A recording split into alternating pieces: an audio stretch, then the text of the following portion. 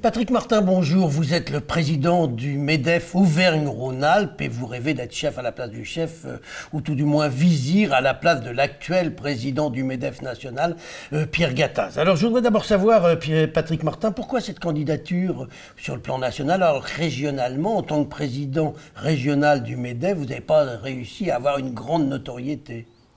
C'est vous qui le dites. Bah oui, mais c'est moi qui le dis. Vous allez peut-être me répondre. Mon public, c'est plutôt celui des entreprises, des adhérents du MEDEF. Après, la notoriété sur la place publique, elle est importante parce qu'on a un travail d'influence, mais ce n'est pas ma priorité. Alors, votre priorité, c'est quoi pour devenir président du MEDEF? Est-ce que d'abord, c'est ma priorité de devenir président du MEDEF? C'est un de mes objectifs. Ma priorité, c'est d'apporter aux entreprises, à la mienne également, parce que c'est une entreprise adhérente du MEDEF comme toutes les autres. C'est ça l'objectif. Alors oui, mais c'est d'apporter quoi aux entreprises? D'abord d'apporter une meilleure rentabilité, une meilleure performance, un environnement plus pro-business, même s'il évolue favorablement. Ça sera déjà pas mal. Alors, si vous êtes élu président du MEDEF, quelle serait votre première mesure que vous pourriez prendre éventuellement, ou que vous pourriez susciter, puisque vous n'êtes pas décisionnaire non plus? Le président du MEDEF a du pouvoir malgré tout. Mais précisément, ça serait de réorganiser la gouvernance, en fait de la réaligner sur les statuts, sur la lettre et l'esprit de ce qu'elle devrait être. Alors le problème du MEDEF, il est un peu celui de la CGT, c'est que vous êtes peu représentatif du monde de l'entreprise, puisqu'on dit qu'il y a 8% à peu près des entreprises qui sont adhérentes dans un syndicat patronal.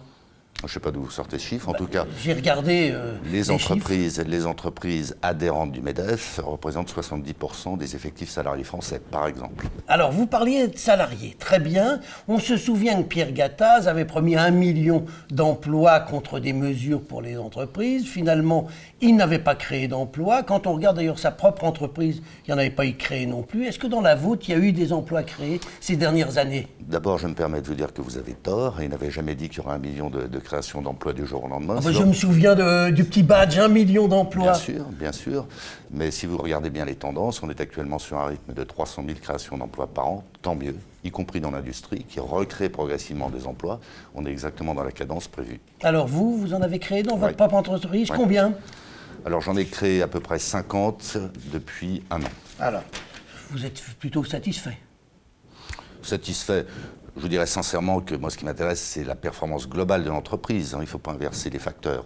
Si derrière, ça crée des emplois, c'est tant mieux. Alors, Patrick Martin, vous êtes un membre influent du MEDEF, au moins régional, demain peut-être national. Vous appelez souvent le gouvernement à faire des économies un peu partout pour baisser la fiscalité. Est-ce que le MEDEF ne devrait pas montrer l'exemple? Parce que vous avez au MEDEF de nombreux employés. Combien à peu près aujourd'hui, le MEDEF national? National, à peu près 200. À peu près 200. Est-ce que vous ne pourriez pas faire des économies? Parce que vous vivez à 33%, j'ai regardé les chiffres, de subventions publiques. Oui, c'est-à-dire que nous sommes l'organisation syndicale, salariée ou patronale la moins dépendante des fonds publics. Ensuite, ce ne sont pas des fonds publics.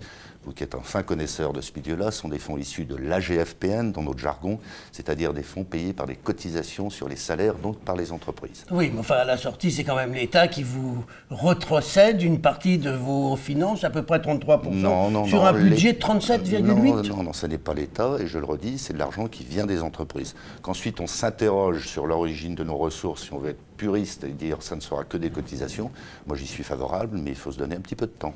Les baisses du nombre de salariés possibles au MEDEF? C'est envisageable. C'est envisageable? C'est envisageable, mais je vous dirais pas globalement au niveau du MEDEF, mais peut-être avoir plus d'emplois dans les régions, dans les départements qu'au siège parisien. Mais vous faites comme l'État, alors finalement, vous dites on va en supprimer un peu au niveau national, mais on en ajoute au niveau régional. À une différence près, c'est d'abord que c'est de l'argent privé, que le MEDEF n'est pas en déficit et qu'il n'est pas endetté.